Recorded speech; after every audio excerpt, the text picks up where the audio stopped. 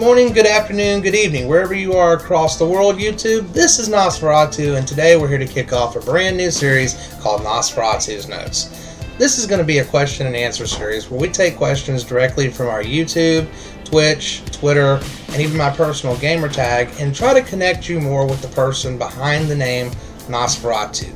We want to unmask myself, get you a little bit more information about who I am as an individual, and tell you a little bit about my journey up until this point. Because hopefully you're going to be along for the journey for everything after this. So here we go, let's get started. And the first question came from Flashy. And Flashy asked, how did you decide on the name Nasforatu? Well, that's a great question, Flashy.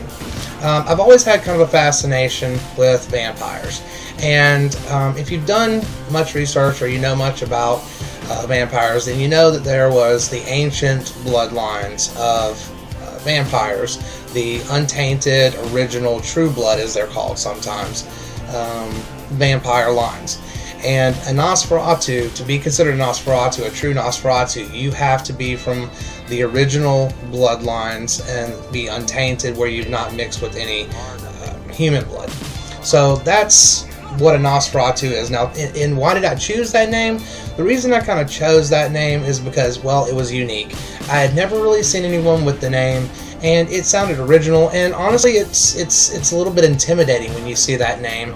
And it just sounds really cool. So I guess that's kind of why I took it as my name. And I started using that name during World of Warcraft when I was playing an undead warrior for many years. So it definitely has a very long history with me. For at least the last 6, 7, maybe up to 8 years, I've used the name Nasforatu. So that's the history behind the name Nasforatu and its association with me. Robotic Chips asked, how long have you been gaming? Well, Chips, I'm a little bit dated, and so I've been around for a while. I've been gaming for probably 25, 26 years now, and you know, I've enjoyed every single moment of it. And Chips also followed up with a secondary question, which is connected to the first, asking, which console did you originally start on? Well, Chips, I actually started on the Nintendo Entertainment System, the 8-bit NES, and some of my best gaming experiences over the past, 25, 26 years came off that original system. There will be nothing that will ever give me the enjoyment, no matter what I do, that initial push into gaming and that 8-bit console experience gave me years and years ago.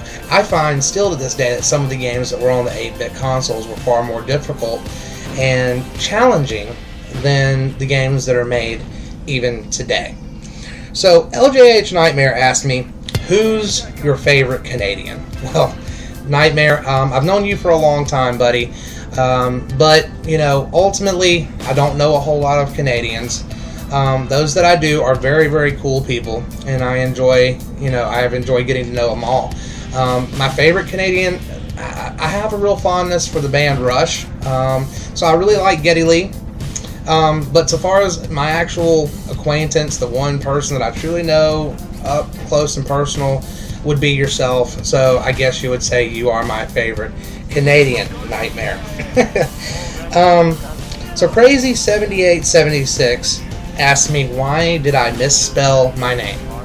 Well, this is also a very, very great question. So most people, I don't know if anyone's really noticed before or not, but I did actually misspell the spelling for Nasforatu, the correct spelling of Nasforatu.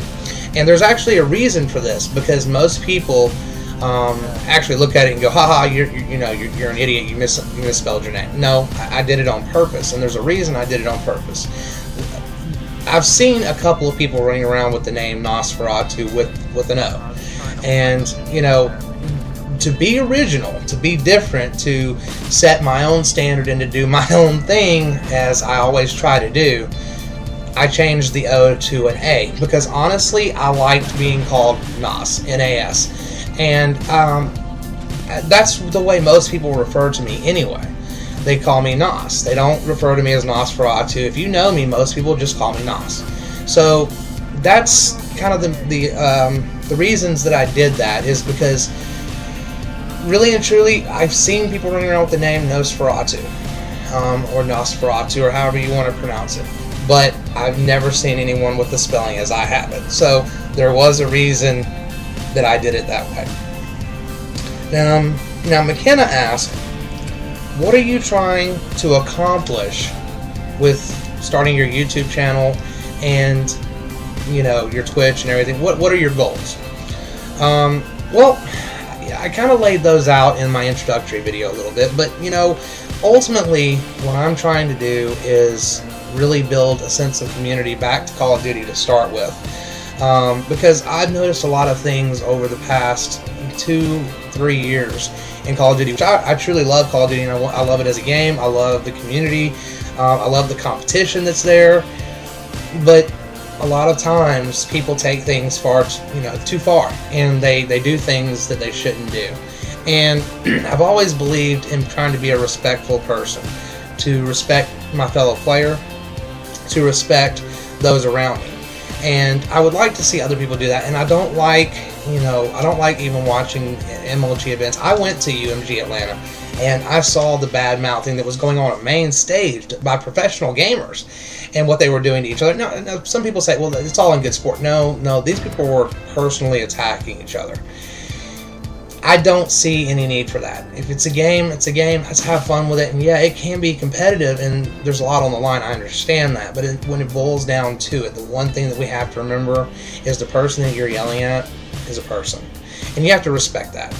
So that's one of my main objectives here, is to try to change the Call of Duty community for the better. She also asked, what PC games, if any, are you looking at for the future? Yeah, I actually am. I'm actually playing Hearthstone already, which is in beta. And I'm really enjoying Hearthstone, and some of you have probably seen me streaming it a little bit. And Hearthstone is a great game.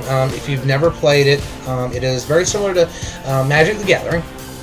And ultimately, it is a card-based game, but it is focused around the world of World of Warcraft.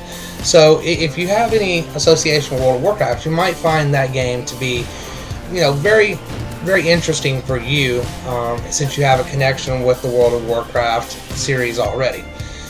So I really enjoyed that. But I also have been looking forward to a couple of other games. Elder Scrolls Online definitely looks like something that's going to be very interesting. I think it's going to be a wonderful game, and I think it's going to be a great experience. I love MMORPGs, and I got my start in true online competitive gaming definitely in PC gaming, through Quake 3 Arena. That was where I really and truly took it to the next level with online competition. But I'm also looking forward to another game, which some of you may have heard of, some of you may not. It's being put out by Richard Garriott. It's called Shrouds of the Avatar. And if anybody's familiar with the Ultima series, you might enjoy this game because it's being put out by the original creator and designer of the Ultima series, Richard Garriott.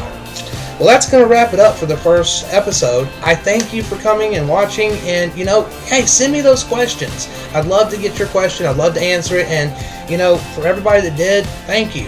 Shout out to McKenna, shout out to Flashy, shout out to Chips, and shout out to Nightmare, and shout out to Crazy for showing up and being a part of this. Remember to send in those questions, and we'll see you next time, guys. Take care.